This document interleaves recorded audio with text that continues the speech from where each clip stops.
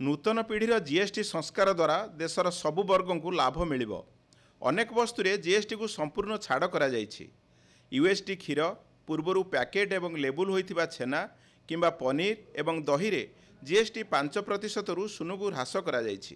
सेहीपरि 5% थिबा समस्त भारतीय रुटी और पाउरुटी को जीएसटी मुक्त करा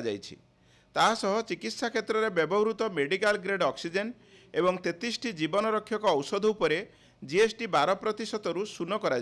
साधारण लोकों पई बीमा सुलभ करिबा एवं देश में बीमा सुरक्षा वृद्धि करने लगी समस्त व्यक्तिगत जीवन बीमा पॉलिसी और व्यक्तिगत स्वास्थ्य बीमा पॉलिसी एवं यार पूर्ण बीमा उपरे जीएसटी 18% रु संपूर्ण छाड़ करा पिलामानक पाठपढ़ा पई आवश्यक खाता rubber pencil colour pencil cutter सह मानचित्र ग्लोब और सबु प्रकार चार्ट 12% रु जीएसटी मुक्त करा